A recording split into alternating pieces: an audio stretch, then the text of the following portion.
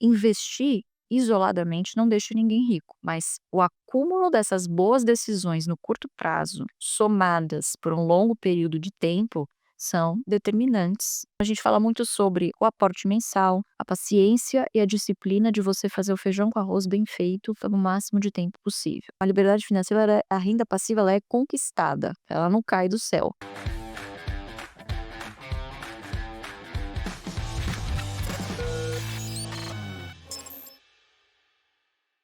Como é que você enxerga o futuro, da relação do brasileiro com o dinheiro?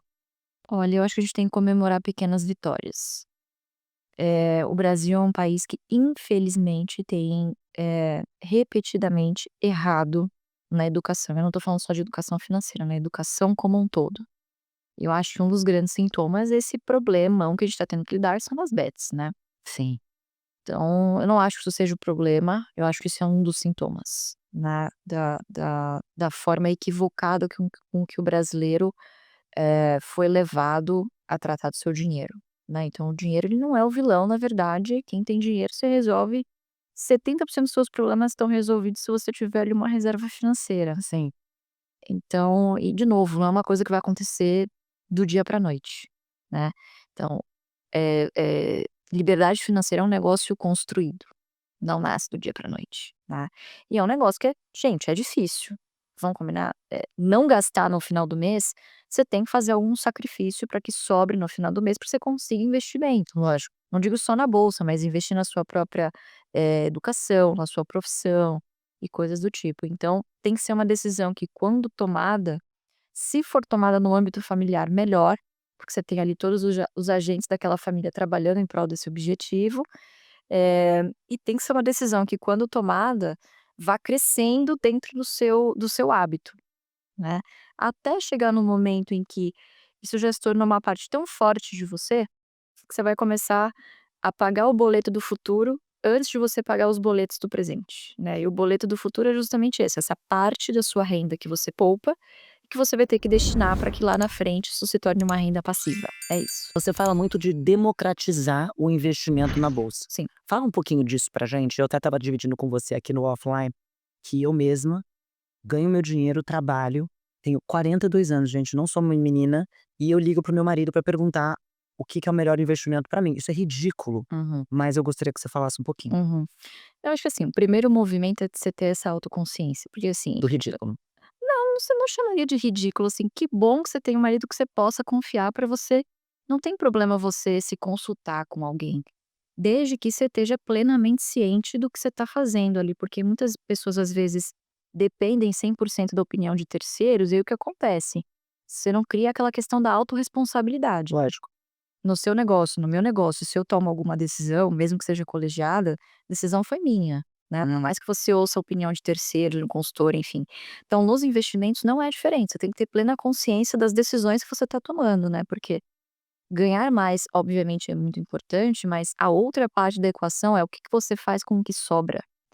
É isso que vai determinar o quão confortável ou não você vai estar lá na frente para você ter a sua independência financeira. Lógico. Então, investir isoladamente não deixa ninguém rico, mas o acúmulo dessas boas decisões no curto prazo, somadas por um longo período de tempo, são determinantes para o quão confortável você vai estar lá na frente ou não, né? Para o quantos nãos você vai poder dizer e quantos sims você vai ser obrigado a dizer por necessidade, né? Então, liberdade financeira é isso, né? É o dinheiro como um meio, não como um fim, Sim, né, eu acho que as pessoas lidam muito com investimento como aquela forma de enriquecimento rápido. não existe isso. Então, não é isso que a gente preconiza, né, então quando a gente fala democratizar os investimentos, é no sentido mais profundo da palavra, né, democratizar não é simplesmente popularizar, eu não acho que as ações eu acho que a bolsa pode ser para todos, mas nem todos são para a bolsa, Tá bom. justamente por essa postura que é necessária de disciplina, de paciência. O comportamental vai determinar 80% do seu resultado a longo prazo. 80%, porque informações hoje sobre boas empresas, você consegue informação hoje, se você conseguir filtrar, obviamente, né, e estudar, se dedicar, você consegue identificar o que é uma boa empresa, o que não é, o que é o bom preço, o que não é. Agora, tem sempre aquele o diabinho e o anjinho do seu lado do tipo: "Vende, já deu 5%, vende, vende, né, ou compra isso daqui que você fazer o preço médio". Então, eh, muitas vezes as pessoas negligenciam a consistência. Então a gente fala muito sobre o aporte mensal, a paciência e a disciplina de você fazer o feijão com arroz bem feito pelo máximo de tempo possível, né. Então a liberdade financeira ela é a renda passiva, ela é conquistada, ela não cai do céu, né. E muitas vezes essa é uma trajetória muito solitária, tem que ser solitária, porque no final do dia quem vai apertar o botão do compra ou vende é você. Né, então, essa capacidade de você confiar na sua tomada de decisão, então assim, são N coisas que a gente aborda nos nossos cursos, na plataforma, né, então a gente dá todo o ferramental não só para o investidor se municiar de boas informações, de dados confiáveis, como também a gente tem o fator comunidade, que óbvio, você não vai tomar uma decisão 100% baseada no que está ali, mas dizem que você é a média das pessoas com que você convive, e isso é um É fato, um fato. um fato. Então você está mais propício a tomar boas decisões, se você está ali no meio de pessoas que estão conversando sobre a mesma coisa, que têm os objetivos alinhados, né. Você é investidora desde os 14 anos, que você ao invés de receber mesada, recebia ações. Me Exato. conta um pouquinho sobre isso, a influência do seu pai nesse seu desenvolvimento pela educação financeira. Olha, é engraçado isso, porque duvido que nos anos 2000 tivessem muitas famílias que, assim, no café da manhã, no almoço, no jantar, o assunto que permeava a mesa era sempre investimentos. 2000 nunca, né, imagina. Nunca, imagina. Então, assim, foi um privilégio muito grande crescer numa casa que, assim, a gente sempre enxergou os investimentos como uma forma de geração de riqueza, uma coisa muito próspera, muito positiva. Então era um assunto muito natural em casa e enfim, é o assunto que meu pai gosta de falar. Então pra gente ter essa conexão, né, pra gente se relacionar, eu sempre sentia que esse tinha que ser um assunto que eu, eh teria que ter um interesse genuíno, né. Eu acho que da parte dele também houve muito esse interesse de se abrir, de ensinar, né, ele sempre foi uma pessoa muito aberta em relação a isso. Então em casa a gente sempre foi muito rígido em relação às regras com as finanças da casa, né, então, por exemplo, presente, eu só recebia presente em casa, eu tinha um orçamento, vamos dizer assim, vamos chamar, vai, R$ 50, e presente era Dia das Crianças, aniversário e Natal. Ponto final, né.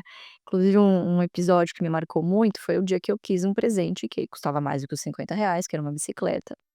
E aí meu pai não me deu, assim, a minha mãe, minha avó, todo mundo morrendo de vontade de me dar a bicicleta, ele: "Não, não, não, não, ela tem que aprender essa lição", né. Eu tinha 5 para 6 anos, ele falou: "Olha, com o dinheiro que você tem, não dá pra você comprar bicicleta, mas eu vou te ajudar. Se você juntar do seu aniversário, do Natal, no Dia das Crianças do ano que vem, você já vai ter juntado dinheiro pra bicicleta". A gente, tô arrepiada, que maravilhoso. E minha mãe desesperada: "Carolzito, pelo de Deus, tadinha da menina, não custa nada a bicicleta". Ele: "Não, mas ela vai dar mais valor pra essa bicicleta". E realmente, eu nunca vou esquecer o dia que eu comprei essa bicicleta. Talvez se eu tivesse ganhado de mão beijada, vamos dizer assim, com 5 e não com 6, né, não ter antecipado esse sonho, talvez eu não. E eu lembro de brincar, assim, eu lembro perfeitamente da bicicleta com a cestinha, o trim-trim, sabe assim? Então foi um aprendizado que eu levo pra vida toda. Então isso sempre permeou a minha casa. E adolescente, você sabe bem como é que é, né, a gente começa a ver: "Ah, eu queria", na época era o Nike Shox que eu queria, você via todas as amiguinhas com tênis da moda e eu enchi o saco, falei: "Pai, pelo amor de Deus, eu não tenho mesada, compra pra mim". "Calma, vamos fazer o seguinte então, você vai ganhar mesada, mas quem vai te pagar não sou eu, é a Ultrapar". E aí ele foi lá, comprou pra mim X ações da Ultrapar e me explicou: "Olha, a Ultrapar, ela anuncia dividendos trimestrais. Então você vai receber X, isso aqui dá o equivalente a R$ 300 por mês, e você vai ter que se virar com isso daqui. É isso aqui. Aí você tem uma outra decisão ainda pra tomar. Ou você compra o seu tênis, ou você compra as coisinhas que você quer com esse dinheiro, ou você tem a opção de parte dele, ou todo essa sua mesada, você me entrega, a gente investe juntos em mais ações da Ultrapar. Ai, que Que nem no demais. próximo trimestre, quanto mais ações você tiver, maior vai ser, né, esse maior for o lucro, se a empresa continuar boa, esse dividendo vai retornar, num número maior para você, né, então não é 300 mais, é 301, depois 302,50, 310, e aí quando você vai ver você tem muito mais que os R$ 300 que você recebe hoje. Tá bom. E aí o bichinho das ações, o bichinho do investimento, esse tal de dividendo me picou e nunca mais pensei em fazer outra coisa que não, relacionado com ações, relacionado com o mercado financeiro. Então acho que foi uma forma muito lúdica, né, de como você Maravilhoso. influencia pelo exemplo, né. Sim, e isso também te ensinou a você olhar, primeiro dar valor ao dinheiro, aprender a investir, aprender a acompanhar empresas. Sim. Isso é educacional também de acompanhar as empresas, né. Eu acho que muito do que as pessoas a gente vai falar bastante sobre isso, sobre, vamos dizer, a ignorância das pessoas de investir, é porque elas investem com coisas superficiais sem entrar na história das empresas. Então, isso você deve ter acompanhado a histórico das empresas para saber depois que ação investir. Não, sem dúvida. E no final do dia, quando você compra uma ação, você é sócio daquela companhia, né. Essa é uma visão. Não é diferente de você montar o seu próprio negócio. Você vai abrir uma loja, você vai saber, querer saber se o ponto é bom, né, se ali vai atrair a clientela, qual é o tipo de produto que você vai oferecer, quanto é que custa para oferecer esse produto, quais são as suas matérias-primas, quais variáveis você tem que entender para saber se esse negócio é bom ou não. Então investir em uma ação não é diferente disso.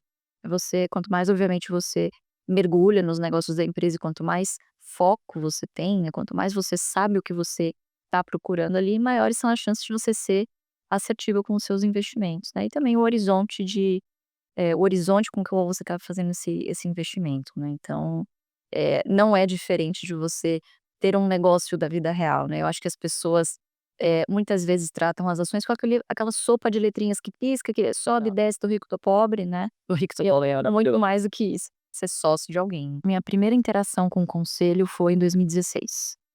Eu estava quase me formando na segunda faculdade, eu já estava na carreira de analista, enfim. Meu pai virou pra mim e falou: "Eu preciso que você me represente na Unipar". "Pai, como assim? na Unipar, né, assim. Na sua empresa mais importante, o que". "Eu preciso de alguém de confiança e eu preciso de alguém que eu sei que vai olhar pra aquilo como se fosse eu olhando. Então eu só confio em você, vai lá".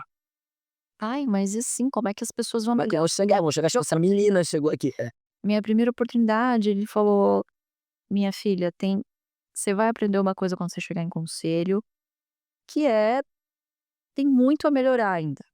Tem muito a ser feito, porque muitas dessas posições, da mesma forma que eu tô fazendo com você, que é um cargo de confiança, é alguém que muitas vezes já passou pela empresa, é alguém geralmente quando tem algum controlador, é alguém ligado ao controlador.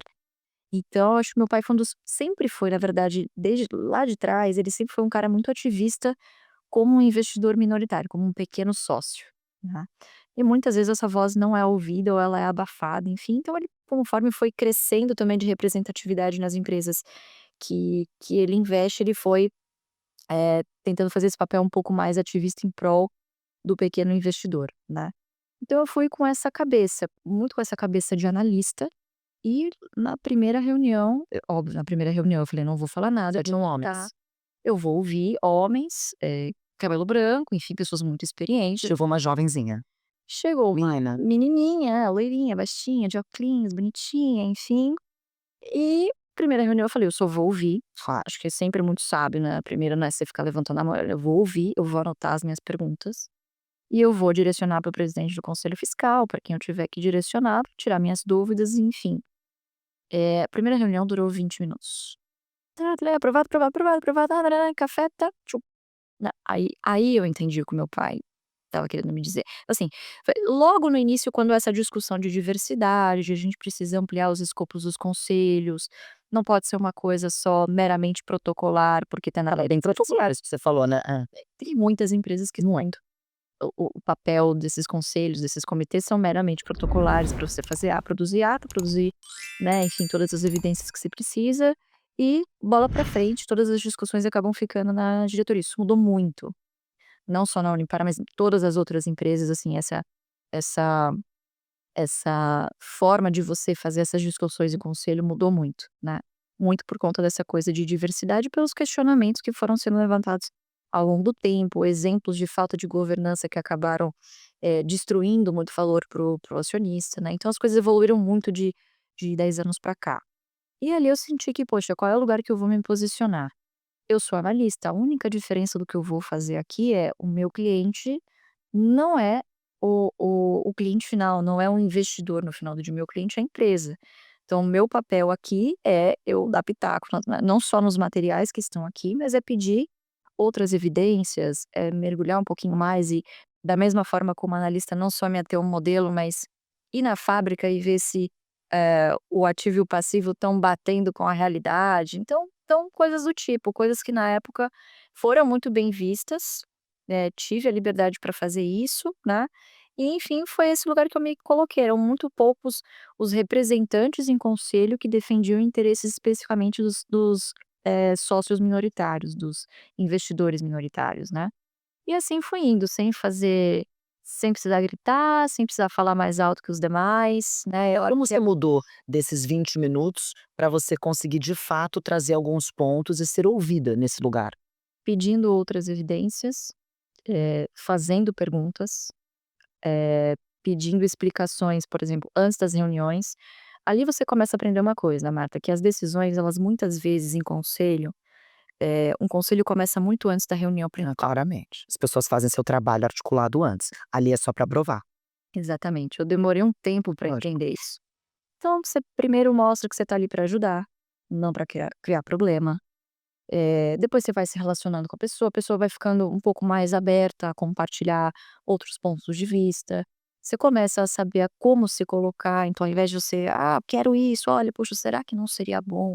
Então, às vezes, o modo como você solicita as coisas, o modo como você dá um conselho ou o modo como você dá um feedback, ele influencia muito na percepção de quem está do outro lado. Então eu tinha Lógico. plena consciência de que eu sou jovem, eu cheguei por conta do meu pai, mas eu vou permanecer se as pessoas entenderem que eu tenho competência e capacidade suficiente para tomar boas decisões e dar bons conselhos. No Sim. final do dia, quando você é conselheiro, o seu papel final é aconselhar, Lógico. né. E fui fazendo aos poucos, e acho que foi a experiência, acho que o conselho que mais me ajudou, assim, a me desenvolver, sem dúvida nenhuma, foi a Eternit. A Eternit é uma empresa que, bom, acabou recentemente, saiu de recuperação judicial e foi uma tempestade perfeita. Então, troca de matéria-prima, né, toda uma discussão ambiental e ética sobre a questão do amianto, da exploração e exportação do amianto. Se tinha, enfim, N questões ali, né, então toda uma reformulação da empresa, é uma corporation, então você tem que lidar também com o jogo de interesses entre todos os sócios, como alinhar todo mundo, né, grandes investidores, né, então como é que você fala para grandes investidores: "Ó, eu acho que tem que ir pra esquerda e fulano tá falando que é pra direita", né. Então, enfim, isso me deu uma bagagem muito grande para saber lidar também com esse jogo de cintura, é um jogo de Total. cintura que você precisa ter de construir, o voto e construir consenso, é um trabalho que começa muito antes do que na mesa de reunião. Uma coisa que você tá me mostrando que as pessoas elas têm muito medo de se posicionar, mas porque elas não estão seguras do conteúdo, e você se mostra o tempo inteiro segura do conteúdo. Sim, Quando você não tá seguro do qualquer conteúdo, seja isso que você defende, o medo te paralisa de falar, ou você vai falar bobagem, ou e daí te falta bom senso, etcétera, mas a gente tá entrando no medo. Então, se preparar e estudar, e estar consciente do que você tem para colocar ali, também te traz segurança de voz nas reuniões. exatamente.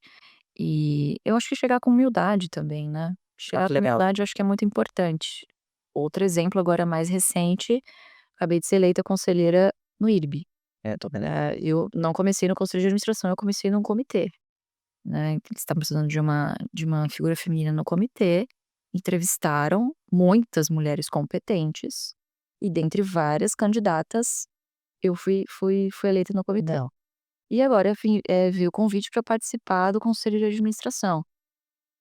Obviamente que essa experiência no comitê me deu muito mais conhecimento sobre o negócio, sobre a Lógico. atividade da companhia, sobre a companhia em si, sobre as pessoas, mas eu tô fazendo uma pós em resseguro, porque eu senti que eu precisava me aprofundar um pouco mais. Olha que legal. Mas sem a pretensão, assim, eu não vou ser uma especialista, eu nunca vou saber mais do que o executivo que tá ali do outro lado, mas, quem tá na mesa tem que trazer também a visão do sócio. No final do dia você tá ali construindo esse consenso de fazer o melhor para a empresa, unindo todos os interesses de centenas, de milhares de acionistas, né.